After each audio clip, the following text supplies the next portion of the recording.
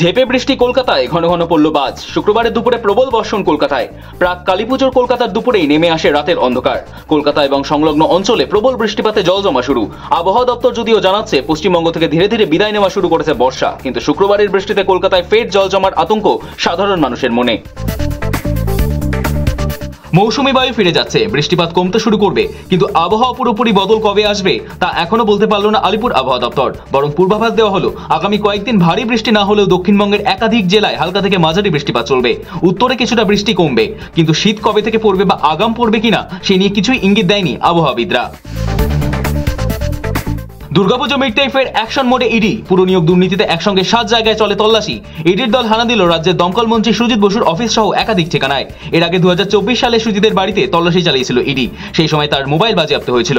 এবার ফের ইডি স্ক্যানারে দমকল মন্ত্রীর অফিস এবং রেস্তোরাঁ। না জানিয়ে অফিস রেস্তোরাঁয় ইডির হানা নিয়ে বিরক্তির সুর দমকল মন্ত্রীর গলায়। তা বললেন, দুর্নীতি হয়েছে তার প্রমাণ থাকতে হবে, তো মানুষ আসল সার্টিফিকেট দেবেন। বার্তা সুজিত বসুর।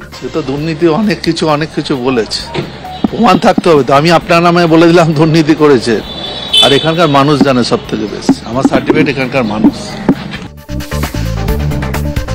এজেন্সি দিয়ে অ্যাকশন হলে পাল্টা রিয়াকশন হবে, বৃহস্পতিবারই বলেছিলেন মমতা বন্দ্যোপাধ্যায়।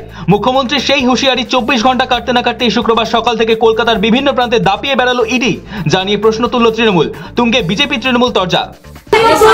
সুজিত ঘোষের বাড়িতে ইডি, সুজিত ইডি অনেকদিন ধরে চিৎকার করছে। 17টা municipality chairman, vice chairman, chairman in council, executive officer, finance officer এর সঙ্গে যুক্ত। আবহাওয়া অফিস বলে, আর ভোট আসছে কিনা সেটা সেন্ট্রাল এজেন্সির গতিবিধি বলে। রাজনৈতিক প্রচারের হাতিয়ার হিসেবে সিবিআই ইডিকে ব্যবহার করে কিছু নেগেটিভ খবর করানো, এগুলো সব বিজেপির রাজনৈতিক ভোট স্ট্র্যাটেজির মধ্যে পড়ে। এগুলো মমতা বন্দ্যোপাধ্যায়ের মন্তব্যের বিরুদ্ধে পদক্ষেপ করুক নির্বাচন কমিশন। শুক্রবার কমিশনে গিয়ে আর্জি বিরোধী দলনেতা শুভেন্দু অধিকারীর। আগেই রাজ্যের মুখ্য নির্বাচনী আধিকারিক মনোজ আগরওয়ালের নিরাপত্তায় কেন্দ্রীয় বাহিনী মোতায়েনের দাবি করেছিলেন শুভেন্দু অধিকারী। এবার সরাসরি মুখ্যমন্ত্রী মমতা বন্দ্যোপাধ্যায়ের বিরুদ্ধে কমিশনে ঠুকলেন নালিশ, সঙ্গে দিয়ে দিলেন প্রমাণ পেশের ডেডলাইনও।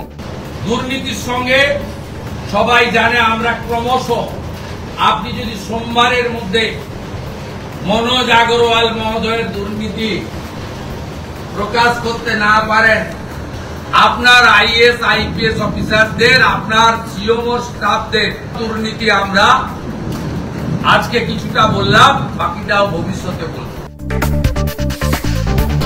এয়ার গান নিয়ে মুখ্যমন্ত্রীর বাড়ির সামনে আটক ব্যক্তি। মমতা বন্দ্যোপাধ্যায়ের বাড়ির গলির সামনে দিয়ে যাচ্ছিলেন তিনি। তার গতিবিধি সন্দেহজনক হওয়ায় নিরাপত্তারক্ষীরা আটক করে। ব্যাগ তল্লাশি করা হয়, উদ্ধার হয় একটি এয়ার গান ও কিছু গুলি। তাকে আটক করে জিজ্ঞাসাবাদ করে নিরাপত্তারক্ষীরা। খবর দেওয়া হয় কালীঘাট থানায়। পুলিশ ঘটনাস্থলে গিয়ে তদন্ত শুরু করে, পরে জিজ্ঞাসাবাদের পর ছেড়ে দেওয়া হয়। ছন্দে ফিরছে পাহাড়, খুলে যাচ্ছে অধিকাংশ পর্যটন কেন্দ্র। শুধু পাহাড়ে নয়, ডুয়ার্সেও দরজা খুলছে অধিকাংশ পর্যটন কেন্দ্র। পর্যটকদের পাহাড়ে ফেরার ডাক, কোনো অসুবিধা হবে না বলে দাবি ট্যুর অপারেটরদের। আর গড়িমসি নয়, কাশ্মীরের পূর্ণ রাজ্যের মর্যাদা নিয়ে সিদ্ধান্ত জানাতে হবে 4 সপ্তাহের মধ্যে। কেন্দ্রকে ডেডলাইন সুপ্রিম কোর্টের। যদিও মোদী সরকারের দাবি পূর্ণ রাজ্যের মর্যাদা ফেরানোর নিয়ে রাজ্য সরকারের সঙ্গে আলোচনা চলছে, তবে পেহেলগাঁওয়ের মতো ঘটনা যে প্রতিক্রিয়াতে দেরি করেছে সেটাও মেনে নিয়েছে কেন্দ্র। পাক সন্ত্রাস বধ করতে একজোট হোক নয়াদিল্লি কাবুল। তালিবান বিদেশ মন্ত্রীর সঙ্গে বৈঠকে বার্তা ভারতের বিদেশ মন্ত্রী জয়শঙ্করের। দ্রুতই কাবুলে ফের দূতাবাস চালু করবে ভারত।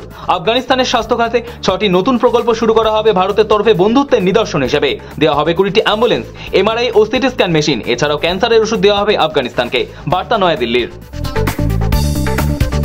জল্পনা ছিল মার্কিন প্রেসিডেন্ট ডোনাল্ড ট্রাম্পই এবছরের নোবেল শান্তি পুরস্কার পাচ্ছেন, কিন্তু শুক্রবার দুপুরেই দেখা গেল ট্রাম্পের সেই নোবেল পাওয়ার আশায় জল।